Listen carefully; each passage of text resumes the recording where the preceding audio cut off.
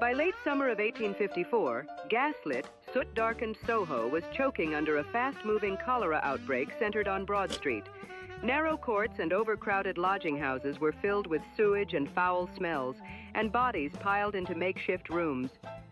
At the time, most officials and leading physicians supported the miasma theory, the idea that foul air from filth spread disease. Into this grim urban scene stepped John Snow, a methodical London physician already known for his work in anesthesia and for questioning how disease spreads.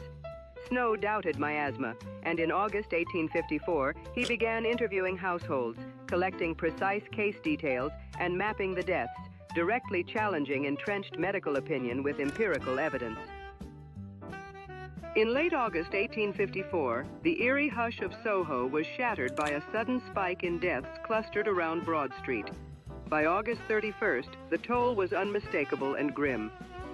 Dr. John Snow walked the soot-dark alleys and moved from observation to action, conducting systematic door-to-door interviews, recording exact addresses, names, ages, and dates of death, and marking each fatality on a hand-drawn map. He cataloged victims on Broad Street and the neighboring Carnaby, Marshall, and Cambridge streets, and contrasted that pattern with nearby premises that had been spared, like employees of the nearby Broad Street brewery who drank beer instead of pump water. Maybe clicking subscribe would have saved them. Snow's meticulous tally revealed a dense ring of cases centered on the Broad Street pump at the corner of Broad and Cambridge, prompting his provocative hypothesis. Contaminated pump water, not miasma, was the true culprit. Snow's breakthrough came when his hand-drawn dot map made the invisible visible. A tight cluster of deaths radiated from the Broad Street pump at the corner of Broad and Cambridge. He wrote names, exact addresses, and dates on the page, and the pattern hardened into a clear culprit. Other details strengthened the case. Employees of the Broad Street brewery were largely unaffected because they drank beer instead of pump water, and a nearby workhouse reported few cases because its inmates used a separate cistern supply.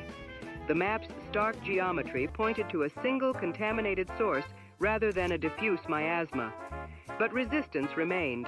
Parish overseers, miasma-supporting physicians, and Board of Health clerks dismissed Snow's evidence as anecdotal. With public panic mounting, Snow intensified his interviews and data collection, knowing the looming showdown over the Broad Street pump would determine both policy and lives. Building on the map's ruthless clarity, Snow moved from pattern to pathway, tracing how contamination could reach the pump at the corner of Broad and Cambridge streets. He interviewed affected families and brewery clerks, recorded exact dates of onset and death, and overlaid timelines with hand-drawn dots. The final thread was a leaking cesspool next to a house near the Broad Street pump. He concluded it had seeped into the pump's well.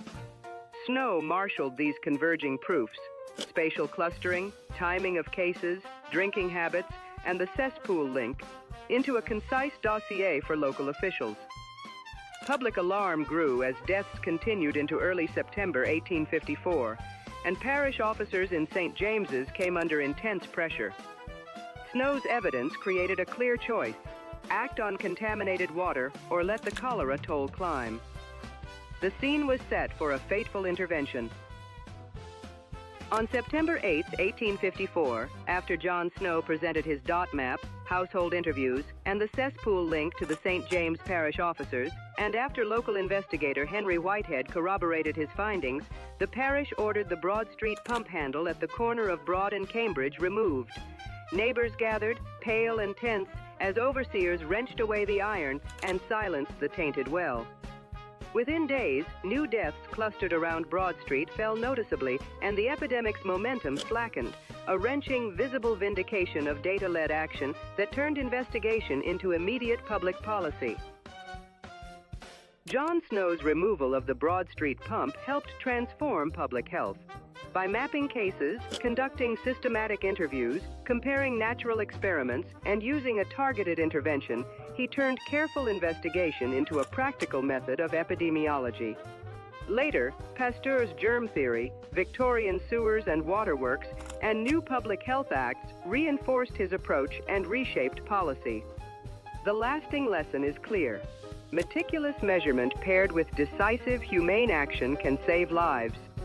What verdict will our next data demand?